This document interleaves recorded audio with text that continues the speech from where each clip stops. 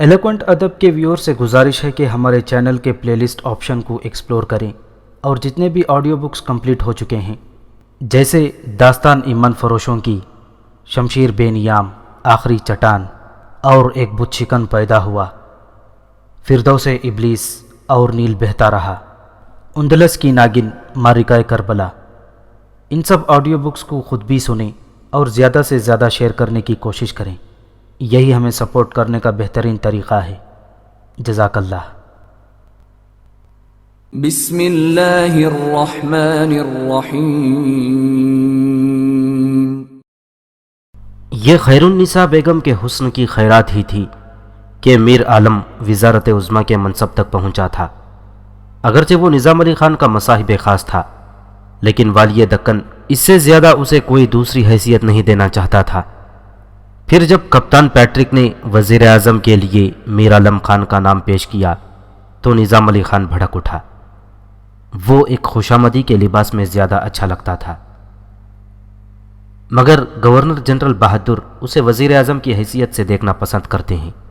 کپتان پیٹرک اس قدر آمیرانہ لہجے میں گفتگو کر رہا تھا جیسے نظام دکن اس کا ماتحت ہو۔ نظام علی خان نے حیدر علی اور ٹیپو سلطان کو مٹانے کے لیے انگریزوں سے مدد طلب کی تھی۔ خوبی تقدیر سے حیدر علی اور ٹیپو تو نہ مٹ سکے، مگر والی دکن انگریز کا غلام بن گیا۔ اس کی شخصی وجاہت بھی فنا ہو گئی اور ذاتی پہچان بھی۔ اب اس کی زندگی اور سلطنت فرنگیوں کے رحم و کرم کے محتاج تھی۔ امور مملکت میں میر عالم اس قدر دخیل ہو گیا تھا کہ اس کی مرضی کے خلاف نظام دکن کوئی حکم جاری نہیں کر سکتا تھا۔ یہ میر عالم ہی تھا جس نے نظام علی خان کو مجبور کیا کہ وہ سلطان کے سفیر کے ساتھ تحقیر آمیز سلوک روا رکھے۔ مجھے کسی کے تعاون کی ضرورت نہیں، میرے لیے آقائے نعمت لارڈ ویلیزلی کافی ہیں۔ اپنی زبان سے یہ الفاظ ادا کرتے وقت خود نظام کو بھی بڑی ندامت محسوس ہو رہی تھی۔ پھر جب ٹیپو کا سفیر ناکام و نامراد واپس جانے لگا تو اہل دربار کے قہقہے گونجنے لگے۔ اس وقت کپتان پیٹرک بھی ایک خصوصی نشست پر نظام کے سامنے پاؤں پھیلائے بیٹھا ہوا تھا۔ اس کے ہونٹوں پر بڑی بے رحمانہ مسکراہٹ رقص کر رہی تھی۔ نظام کا یہ طرز عمل دیکھ کر ٹیپو کو سخت صدمہ پہنچا، مگر پھر بھی اس نے ہمت نہیں ہاری۔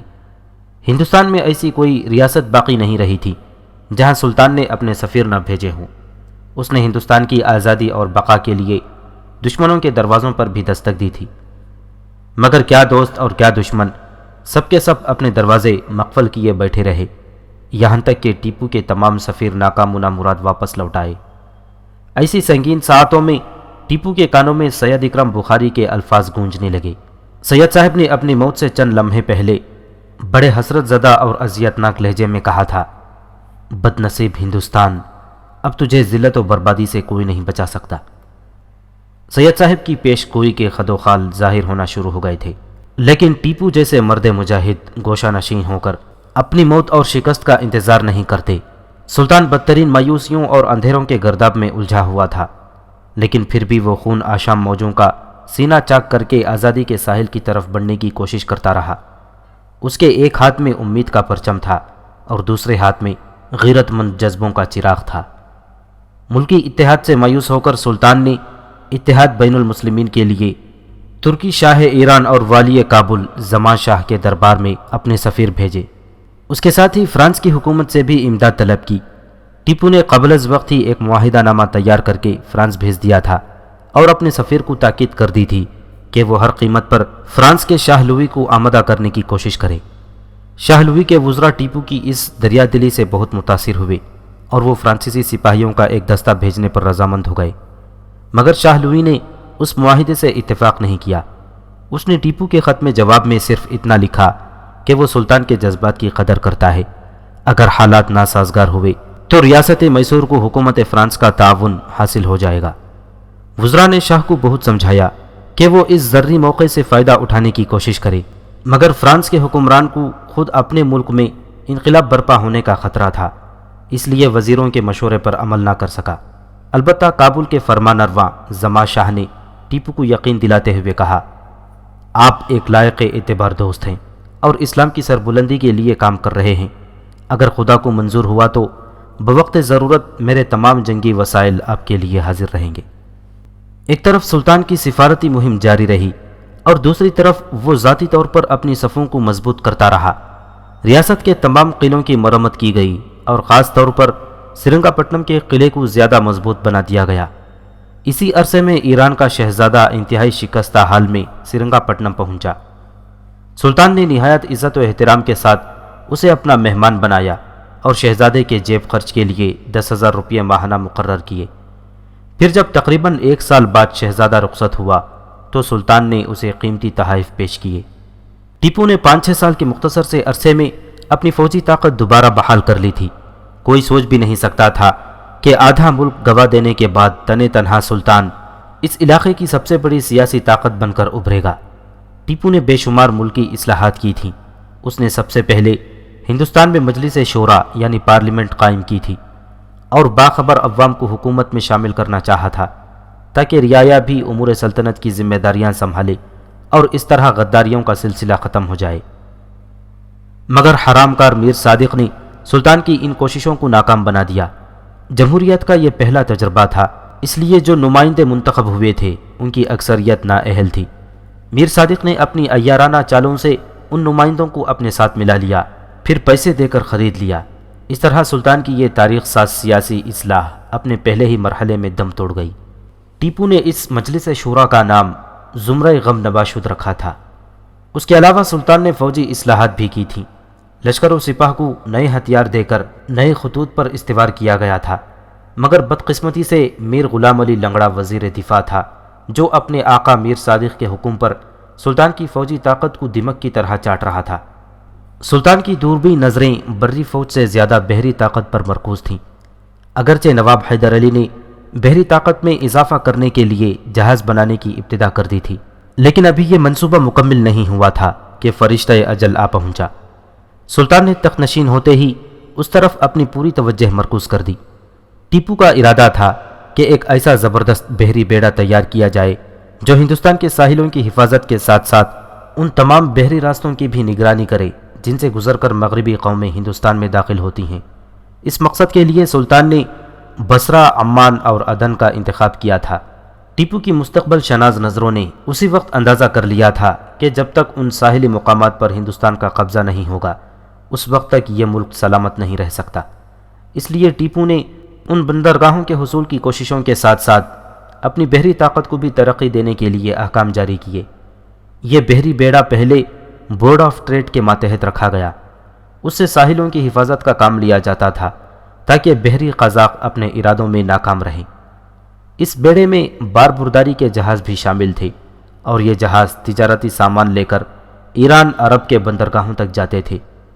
جب 1792 عیسوی میں سلطان کو شکست ہوئی اور سلطنت کا آدھا حصہ ہاتھ سے نکل گیا تو اس پر یہ راز کھلا کہ شکست کی بنیادی وجہ بحری بیڑے کی کمزوری ہے۔ اس کمزوری کا احساس کرتے ہی ٹیپو نے اپنی بحری طاقت کی تنظیم نو شروع کر دی تاکہ انگلستان کی بحری فوج کا مقابلہ کیا جا سکے۔ جنگ کے فوراً بعد 1793 عیسوی میں سلطان نے بھٹکل میں بحری درسگاہ قائم کی جہاں انگریزی طرز تعلیم کی بنیاد پر جہاز رانی کی تعلیم دی جاتی تھی۔ اسی سال ٹیپو نے 100 جنگی جہاز تیار کرنے کا حکم دیا۔ پھر جب 1792 عیسوی میں سلطان نے 20 تیار شدہ جہازوں کا معائنہ کیا تو وہ اس قابل ہی نہ تھے کہ انہیں جنگی مقاصد کے لیے استعمال کیا جا سکے۔ تاہم ایک جہاز کو تجرباتی طور پر پانی میں اتارا گیا جو بمشکل 1 میل تک اپنا سفر جاری رکھ سکا اور پھر سلطان کی آنکھوں کے سامنے دیکھتے ہی دیکھتے غرق آب ہو گیا۔ ٹیپو نے حسرت و افسوس کے ساتھ یہ منظر دیکھا اور پھر باقی جہازوں کو بھی پانی میں ڈبو دینے کا حکم جاری کر دیا۔ سلطان کے اس منصوبے کی ناکامی میں بھی غدار میر صادق کا ہاتھ تھا۔ اس نے جہاز بنانے والے کاریگروں کو بڑی بڑی رشوتیں دے کر اس بات پر آمادہ کر لیا تھا کہ وہ ناقص سامان کا استعمال کریں تاکہ سمندر کی بے رحم موجیں آسانی سے ان جہازوں کو اپنا شکار بنا لے۔ اب میر صادق اور وزیر خزانہ پورنیا کے درمیان مکمل طور پر افہام و تفہیم ہو چکی تھی اور وہ دونوں سلطان کے خلاف سازش میں ایک دوسرے کے شریک کار تھے۔ مکار پورنیا نے سلطان کی نگاہوں میں اپنا اعتماد پیدا کرنے کے لیے کئی سال تک بڑی دیانتداری کے ساتھ کام کیا، مگر جب سلطان اس کی طرف سے غافل ہو گیا تو وہ غدار میر صادق سے جا ملا۔ اب صورتحال یہ تھی کہ میر صادق سلطان کے اہم کارندوں کو توڑنے کے لیے بڑی بڑی رشوتیں پیش کرتا تھا اور ان رشوتوں کی ادائیگی پورنیا کے ہاتھوں ہوتی تھی جو بڑی بے دردی کے ساتھ سرکاری خزانہ لٹا رہا تھا۔ اپنے 20 قیمتی جہازوں کو پانی میں غرق کر دینے کے بعد سلطان نے نئے احکامات جاری کیے اور کاریگروں کو سخت تنبیہ کرتے ہوئے کہا، آئندہ کسی ذمہ دار شخص کی طرف سے کوئی کوتاہی برداشت نہیں کی جائے گی۔ تم لوگوں نے جو قومی سرمایہ اور قیمتی وقت برباد کیا ہے اس کی تلافی کی یہی ایک صورت ہے کہ کم سے کم وقت میں زیادہ سے زیادہ جہاز تیار کرو، ایسے جہاز جنہیں دیکھ کر سمندری طوفان بھی سہم جائے۔ سلطان اپنے بحری بیڑے کی تیاری کے سلسلے میں ہمہ وقت پرجوش رہتا تھا، لیکن میر صادق نے اسے ایسی سیاسی چالوں میں الجھایا کہ سلطان کی توجہ تقسیم ہو گئی۔ اگرچہ ٹیپو نے جہاز سازی کے احکام جاری کر دیے تھے، مگر میر صادق کی ریشہ دیوانیوں کے باعث 1796 عیسوی تک ان احکام پر عمل درآمد نہیں ہو سکا، اور یہ سلطنت خداداد کی بڑی بد نصیبی تھی۔ ٹیپو کی جمہوریت پسندی اور دیگر معاشرتی اصلاحات کا ذکر سن کر برطانیہ کے مشہور دانشور پروفیسر جوائسر نے شاہ انگلستان سے بے ساختہ کہا، ٹیپو اپنے وقت سے پہلے پیدا ہو گیا ہے، آپ دیکھیں گے کہ عنقریب اسے مار ڈالا جائے گا۔ میرے خیال میں ٹیپو کو مار ڈالنا ہی چاہیے، اگر ایسا نہیں ہوا تو پھر ہندوستان میں فرنگی اقتدار قتل کر دیا جائے گا۔ ایک طرف پروفیسر جوائسر شاہ انگلستان کو ٹیپو کے قتل کے مشورے دے رہا تھا، اور دوسری طرف میسور کی رانیوں کی ریشہ دیوانیاں اپنے عروج پر تھیں۔ رانیوں نے اپنے ایک خط کے ذریعے لارڈ ویلزلی کے حضور میں اس طرح فریاد کی تھی، ہم نے اپنا کھویا ہوا اقتدار حاصل کرنے کے لیے سب سے پہلے 1760 عیسوی میں نواب والا جاہ محمد علی کے توسط سے ایک ایلچی روانہ کیا تھا، اس کے بعد بھی خط و کتابت کا سلسلہ جاری رہا۔ 1782 عیسوی میں گورنر مدراس لارڈ میکانٹی نے پورے وثوق کے ساتھ یقین دلایا تھا کہ ہماری ریاست ہمارے حوالے کر دی جائے گی۔ اس کے لیے یہاں سازش بھی کی گئی، مگر عین وقت پر ٹیپو کو اس کا علم ہو گیا اور یہ سازش ناکام ہو گئی۔ یہ تو آپ کو معلوم ہے کہ لارڈ کارنوالیس کے زمانے میں یہاں کیا گزری ہے۔ اب سنا جا رہا ہے کہ آپ اس ارادے سے یہاں تشریف لائے ہیں کہ حقدار کو اس کا حق دلا دیا جائے۔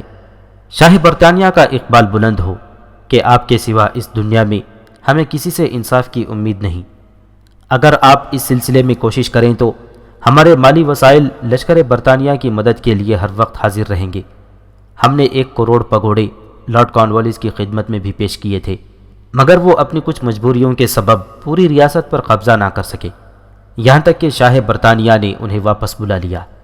لارڈ ویلزلی نے رانیوں کے ایجنٹ ترمل راؤ کے ذریعے خط کا جواب دیتے ہوئے لکھا، میں نہیں جانتا کہ لارڈ کارنوالیس اور آپ کے درمیان کیا معاہدہ طے پایا تھا۔ لارڈ کارنوالیس بھی عیار تھا اور لارڈ ویلزلی بھی۔ اخراجات جنگ کے نام پر لارڈ کارنوالیس نے رانیوں سے 1 کروڑ پگوڑے وصول کیے تھے، جبکہ ایک پگوڑے کی قیمت 3 ہندوستانی روپیوں کی برابر تھی۔ لارڈ کارنوالیس ہندوستان سے رخصت ہوا تو اس نے لارڈ ویلزلی سے اس رقم کا ذکر تک نہیں کیا تھا۔ پھر جب رانیوں کے خط سے یہ انکشاف ہوا تو لارڈ ویلزلی انجان بن گیا۔ دونوں ایک ہی رنگ اور ایک ہی نسل کے بھیڑیے تھے۔ غیر عیسائی قوموں کا خون پینا ان کی عادت تھی۔ وہ آپس میں خون کی مقدار کا حساب نہیں رکھتے تھے کہ کس نے کتنا پیا، انہیں صرف خون پینے سے غرض تھی۔ جہاں سے جتنا بھی مل جاتا بے دریغ پی لیتے تھے اور پھر دوسرے شکاروں کی تلاش میں نکل جاتے۔ لارڈ ویلزلی کے جواب میں رانیوں نے ایک اور خط لکھا، اگر حضور پسند فرمائیں تو ہم اتنی ہی رقم دوبارہ نظر کر سکتے ہیں۔ لارڈ ویلزلی کے ساتھ ہی رانی دیواجی متی نے اپنے ایجنٹ ترمل راؤ کو ایک علیحدہ خط تحریر کیا، گورنر مدراس اور دوسرے انگریز عہدیداروں سے کہو کہ اگر وہ ہماری پرواہ نہ کرتے ہوں تو نہ کریں، لیکن اپنی حفاظت اور سلامتی کے لیے فرانسیسی فوجوں کے اس ملک میں پہنچنے سے پہلے ضروری ہے کہ سلطان کا قصہ پاک کر دیا جائے۔ اگر میری باتیں لائق سماعت نہ سمجھی گئیں تو لارڈ صاحب زندگی بھر کفے افسوس ملتے رہیں گے اور پھر ہندوستان میں انگریزوں کا نام و نشان تک باقی نہ رہے گا۔ اس خط کے ساتھ ہی رانی دیواجی متی نے ترمل راؤ کو اس معاہدے کی نقل بھی بھیج دی تھی جو سلطان اور حکومت فرانس کے درمیان عنقریب طے پانے والا تھا۔ رانی نے ترمل راؤ کو اس رات سے باخبر کر دیا تھا کہ ٹیپو ترکی کے فرمان رواں سلطان سلیم شاہ ایران اور والی کابل زما شاہ سے بھی فوجی تعاون کے سلسلے میں خط و کتابت کر رہا ہے۔ اگر اس فوجی اتحاد نے عملی شکل اختیار کر لی تو پھر ہندوستان میں کچھ بھی باقی نہ رہے گا، نہ فرنگیوں کے اقتدار کے منصوبے، نہ رام راج جی کے سنہرے خواب۔ غنیمت ہے کہ ابھی تک دوسرے مسلم حکمرانوں کے ارادے ظاہر نہیں ہو سکے ہیں، مگر والی کابل زما شاہ نے سلطان کو بھرپور مدد دینے کا یقین دلا دیا ہے۔ نمک حرام پورنیا نے سلطنت خداداد کے سارے اہم ترین راز رانیوں کو منتقل کر دیے تھے۔ اس کی سیاست بڑی عجیب سیاست تھی۔ ایک طرف وہ میسور کی رانیوں کا محبوب تھا، دوسری طرف انگریزوں کا اعلی کار، اور تیسری طرف سلطان کا معتمد وزیر خزانہ تھا۔ وہ ایک ہی وقت میں بڑے بڑے سیاست دانوں کو مطمئن کرنے کا ہنر جانتا تھا۔ جب ویلزلی کو تورمل راؤ کے ذریعے رانی دیواجی متی کا خط موصول ہوا تو اس کے پتلے پتلے اور بھینچے بھینچے ہونٹوں پر ایک شیطانی مسکراہٹ رقص کرنے لگی۔ پھر وہ جنرل میڈیوس سے مخاطب ہوا جو اس کے قریب ہی بیٹھا ہوا تھا۔ کروڑوں کے ملک میں کیا ایک بھی ذی ہوش انسان نہیں رہتا؟ سب کے سب آنکھیں بند کیے ہمارے بچھائے ہوئے جال کی طرف بڑھے چلے آ رہے ہیں۔ کیا انہیں اندازہ نہیں کہ یہ ریشمی پھندے ان کی گردنوں کے ساتھ کیا سلوک کریں گے؟ لارڈ، میں کچھ نہیں جانتا۔ جنرل میڈیوس لارڈ ویلزلی کا گہرا دوست تھا، اس لیے بے تکلفانہ انداز میں گفتگو کر رہا تھا۔ مجھے صرف ٹیپو کا سر چاہیے۔ جنرل میڈیوس نے سلطان کے ساتھ ہر معرکے میں عبرتناک شکست کھائی تھی، اور یہی وجہ تھی کہ وہ سلطان سے بے پناہ نفرت کرتا تھا۔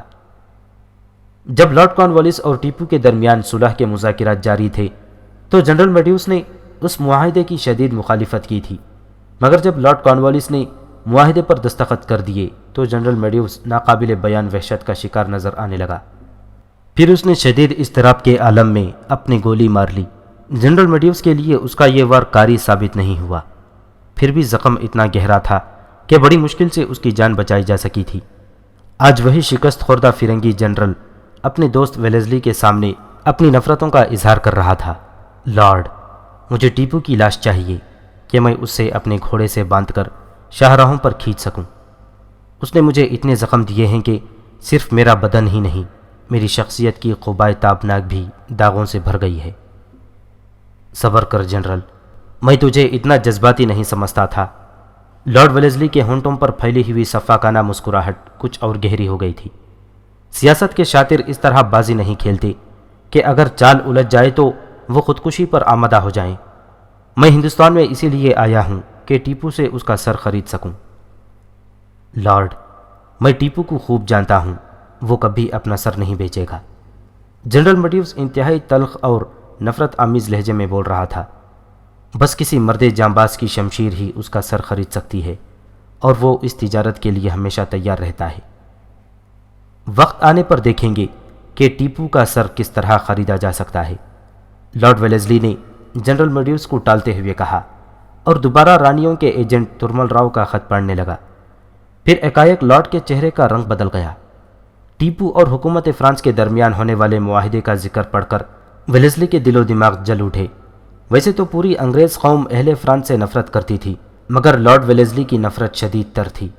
لارڈ ویلزلی اور فرانس کی ایک خوبصورت عورت کے درمیان ناجائز تعلقات تھے، مگر بعد میں ان دونوں نے شادی کر لی تھی۔ پھر جب لارڈ ویلزلی ہندوستان آنے لگا تو اس کی بیوی نے ساتھ چلنے سے انکار کر دیا۔ اگرچہ میڈم جولین نے لارڈ سے طلاق نہیں مانگی تھی، لیکن پھر بھی اس طرح علیحدگی اختیار کر لی تھی کہ ان دونوں کے درمیان ازدواجی رشتہ قائم نہیں رہا تھا۔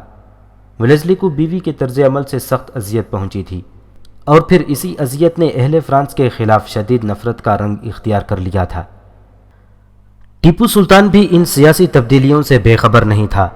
وہ سلطنت خداداد کو دشمنوں کی دست درازیوں سے محفوظ رکھنے کے لیے سر توڑ کوششیں کر رہا تھا، مگر غدار عمرہ اس کے تمام منصوبوں کو خاک میں ملانے کے درپے تھے۔ جب نمک حرام پورنیا سلطنت خداداد کے تمام اہم راز رانیوں کے ذریعے انگریزوں کو منتقل کر چکا تو لارڈ ویلزلی نے سلطان کو فریب دینے کے لیے ایک طویل خط تحریر کیا۔ میں دیار ہند میں شاہ انگلستان کی طرف سے امن اور انصاف کا سفیر بن کر آیا ہوں۔ مجھے نہیں معلوم کہ کمپنی کے دوسرے ذمہ دار افسروں کا آپ کے ساتھ کیا طرز عمل رہا ہے، مگر میری آمد کے بعد شکوک و شبہات کی فضا کو ختم کرنا چاہیے۔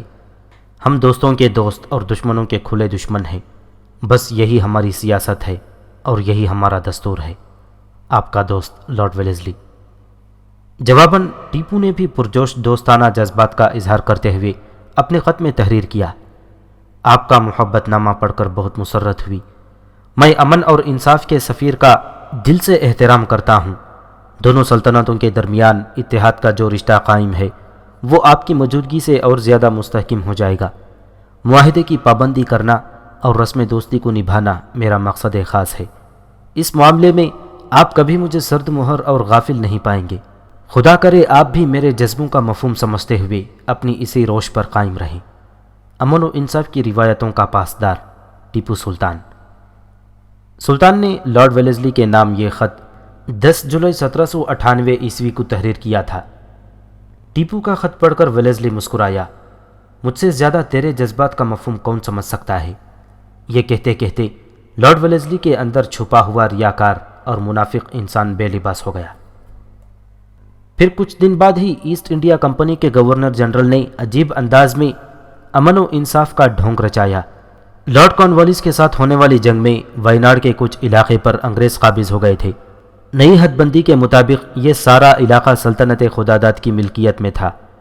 سلطان اس وقت کے گورنر جنرل سر جان شور کو بار بار اس علاقے کی واپسی کے لیے لکھتا تھا، مگر سر جان شور نے اس طرف کوئی توجہ نہیں دی تھی، یہاں تک کہ وہ انگلستان چلا گیا اور اس کی جگہ لارڈ ویلزلی گورنر جنرل بن کر ہندوستان آیا۔ ویلزلی نے وائناڈ کے سلسلے میں کی جانے والی مراسلات سے فائدہ اٹھایا اور فوری طور پر ایک کمیشن قائم کر کے اس کی اطلاع ٹیپو کو بھیج دی۔ عنقریب وائناڈ کا علاقہ آپ کے حوالے کر دیا جائے گا۔ لارڈ ویلزلی نے امن اور انصاف کے نام پر ایک ناٹک رچایا تھا، مگر اعلیٰ ظرف اور سادہ دل ٹیپو اس سیاسی شعبدہ باز کو منصف و عادل سمجھ بیٹھا۔ سلطان نے اس اطلاع کے جواب میں لارڈ ویلزلی کو ایک اور خط لکھا جو محبت کے جذبات سے لبریز تھا۔ لارڈ ویلزلی یہی چاہتا تھا کہ کسی دن سلطان کو اس کی دوستی کا یقین آ جائے اور پھر وہ دوستی پر دشمنی کی بدترین فصل بو سکے۔ ٹیپو بظاہر لارڈ ویلزلی کے رویے سے مطمئن ہو گیا تھا، مگر اس نے اپنی سفارتی کوشش ترک نہیں کی تھی۔ وہ سلطان ترکی، شاہ ایران اور والی کابل کی طرف بھی دیکھ رہا تھا، مگر حقیقتاً اس کی نظریں حکومت فرانس کے تعاون پر مرکوز تھیں۔ ٹیپو جانتا تھا کہ فرانس کی فوجوں کا اسلحہ بھی جدید ہے اور اہل فرانس میدان میں عیار فرنگیوں کا مقابلہ کرنا بھی خوب جانتے ہیں، اور سب سے بڑھ کر یہ کہ فرانسیسیوں کے قول و فعل کا اعتبار کیا جا سکتا ہے۔ یہی وجہ تھی کہ ٹیپو نے شاہ لوئی سے کی جانے والی مراسلات کی ناکامی کے باوجود ہمت نہیں ہاری تھی۔ اس نے دوسری سفارت فرانس بھیجی۔ اس بار سمندر کی بے رحم موجیں ٹیپو کی کامیابی کے راستے میں حائل ہو گئیں اور جہاز خراب ہو کر بنگلور واپس آ گیا۔ اسی دوران میسور کی تیسری جنگ چھڑ گئی، جس میں اتحادی کامیاب ہوئے اور لارڈ کارنوالیس سلطنت خداداد کے نصف حصے پر قابض ہو گیا۔ پیشوائے پونا اور نظام دکن نے ٹیپو کو سخت آزار پہنچائے تھے، مگر پھر بھی وہ ان دونوں سے انتقام نہیں لینا چاہتا تھا اور بس ایک ہی فکر تھی کہ کسی طرح انگریز ہندوستان سے چلے جائیں۔ مگر خود غرض اور عاقبت نا اندیش حکمران فرنگیوں کے مفادات کی حفاظت کر رہے تھے اور ایک ایک کر کے برطانیہ کی غلامی کے طوق پہن رہے تھے۔ ادھر بنگال میں میر جعفر اور اودھ میں نواب شجاعت دولہ پہلے ہی اپنی آزادیاں فروخت کر کے ایسٹ انڈیا کمپنی کے توسط سے شاہ انگلستان کو اپنا آقا تسلیم کر چکے تھے۔ ادھر ارکاٹ اور دکن میں نواب والا جاہ محمد علی اور نظام علی خان نے بھی اپنے آپ کو دولت انگلیشیا کا ادنا نمک خوار ثابت کر دیا تھا۔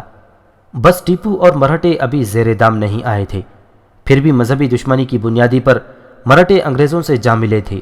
نتیجتاً ٹیپو تنہا رہ گیا تھا اور ہندوستان کی تمام سیاسی قوتیں شیر میسور کو گھیرنے کی کوشش کر رہی تھیں۔ لارڈ ویلزلی کی فریب کارانہ حمایت اور دوستی کے باوجود سلطان اپنی فوجی تیاریوں سے غافل نہیں تھا۔ اس نے تیسری بار اپنے سفیروں حسین علی اور شیخ ابراہیم کو فرانس روانہ کیا۔ سلطان کا جہاز 19 جولائی 1798 عیسوی کو پورٹ لوئی موریشس پر لنگر انداز ہوا۔ جب جنرل ملورٹی کو معلوم ہوا کہ یہ ٹیپو سلطان کے سفیر ہیں تو انہیں 15 توپوں کی سلامی دی گئی۔ عام رعایا نے اظہار عقیدت کرتے ہوئے ان پر چاروں طرف سے پھول برسائے۔ جنرل ملورٹی نے سلطان کے سفیروں سے معاہدہ کر لیا، مگر موریشس کی حکومت نے اس معاہدے کو مسترد کر دیا۔ جنرل ملورٹی بڑا جانباز اور عہد کا پابند تھا۔ وہ اپنے معزز مہمانوں کے چہروں پر مایوسی کا رنگ نہیں دیکھنا چاہتا تھا۔ جنرل ملورٹی نے وعدہ کیا کہ وہ ہندوستان کو فرانسیسی فوج روانہ کرنے کی ہر ممکن کوشش کرے گا۔ اور انگریزوں کو اس ملک سے نکالنے میں سلطان کا پورا ساتھ دے گا، اور ایک جنگی جہاز ماں سلطانی خطوط کے پیرس روانہ کرے گا اور مرکزی حکومت سے فوری امداد طلب کرے گا۔ پھر اپنے وعدے کے مطابق جنرل ملارٹی نے سلطان کے خطوط پیرس روانہ کیے اور اپنی مرکزی حکومت کو متوقع فوائد کی طرف متوجہ کیا، مگر یہاں بھی ہندوستان کی بدنصیبی آڑے آئی۔ جنرل ملارٹی کو معلوم نہیں تھا کہ سلطانی سفیروں کے پیچھے فرنگی جاسوس بھی لگے ہوئے ہیں۔ ان جاسوسوں نے فوری طور پر اس سفارتی مہم کی اطلاع انگریزوں کو پہنچا دی۔ نتیجتاً راستے میں ایک انگریزی جہاز نے اس فرانسیسی جہاز پر حملہ کر دیا جو سلطان کے خطوط کو پیرس لے جا رہا تھا۔ فرانسیسی جہاز تباہ ہو گیا اور اس طرح فرانس کی نظارت عاملہ کو ٹیپو کے وہ خطوط نہ پہنچ سکے جن پر ہندوستان کی آزادی کا انحصار تھا۔ سلطان نے بجھے ہوئے دل اور اداس چہروں کے ساتھ یہ خبر سنی۔ خدا ہی جانتا ہے کہ ایسا کیوں ہو رہا ہے۔ میں اس دنیا سے رخصت ہونے والا ہوں یا پھر سارا ہندوستان غلامی کی زنجیریں پہننے والا ہے۔ ٹیپو کی یہ اداسی بہت عارضی تھی۔ کچھ دن بعد وہ نئے حوصلوں کے ساتھ اٹھ کھڑا ہوا اور اس نے چوتھی سفارت فرانس روانہ کی۔ اس بار سلطان کے 3 سفیروں میں ایک فرانسیسی امیر البحر ٹہویک بھی شامل تھا۔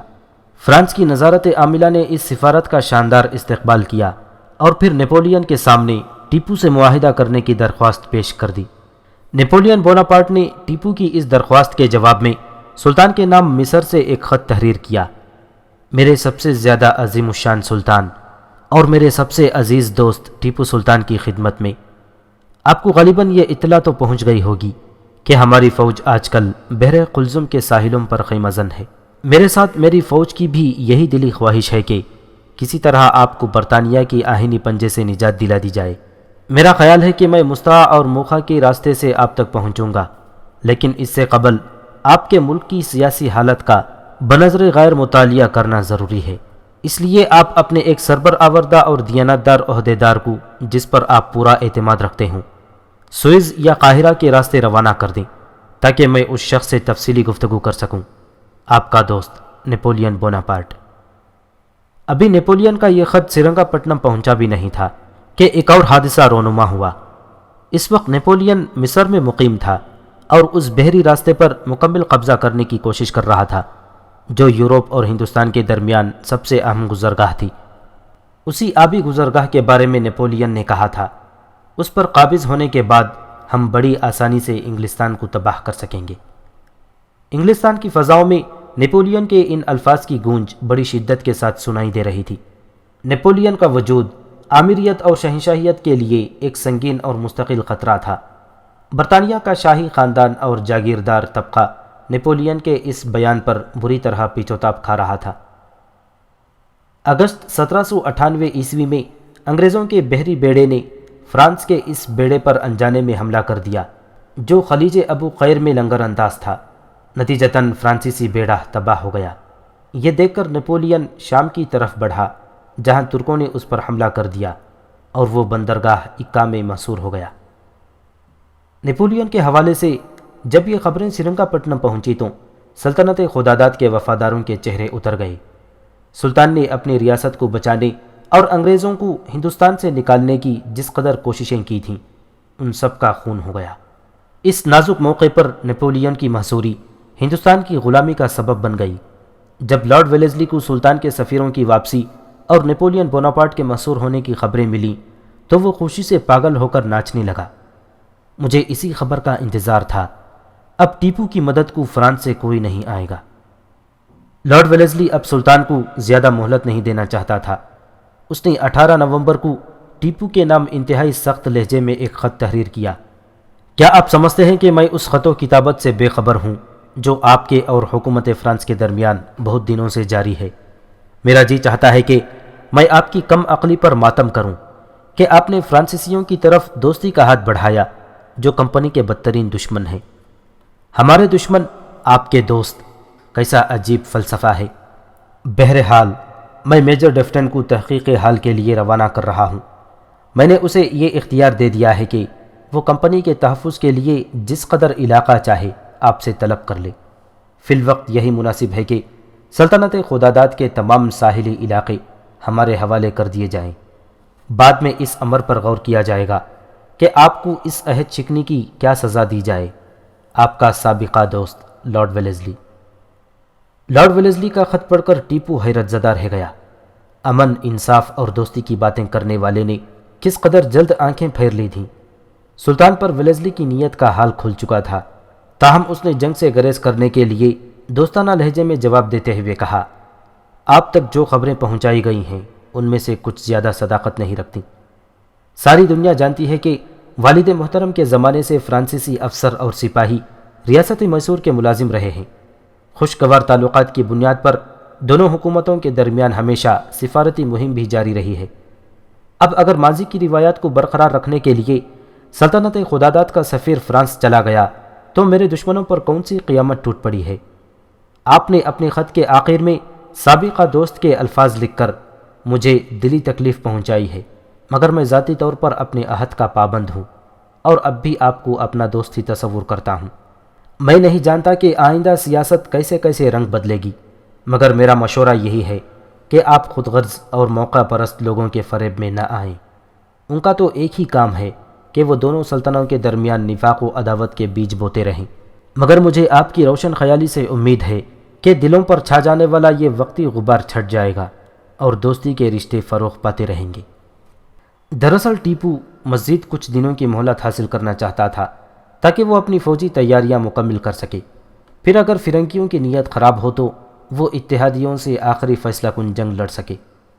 نپولین بوناپارٹ کے بندرگاہ اکا میں محصور ہو جانے کے بعد ٹیپو کی امیدوں پر اوس پڑ گئی تھی اور پھر اسے حکومت فرانس سے کسی قسم کے تعاون کی کوئی توقع نہیں رہی تھی۔ پھر بھی ٹیپو کو زمان شاہ والی کابل اور شاہ ایران کی امداد کا بے چینی سے انتظار تھا۔ اگر یہ دونوں مملکتیں سلطان کے ساتھ بھرپور فوجی تعاون کرتیں تو سلطان اتحادیوں کی تمام منصوبوں کو ناکام بنا سکتا تھا۔ یہی وہ اسباب تھے کہ جن کے زیر اثر ٹیپو سلطان نے حکمت عملی سے کام لیتے ہوئے لارڈ ویلیزلی کی اشتعال انگیزیوں کو نظر انداز کر دیا تھا۔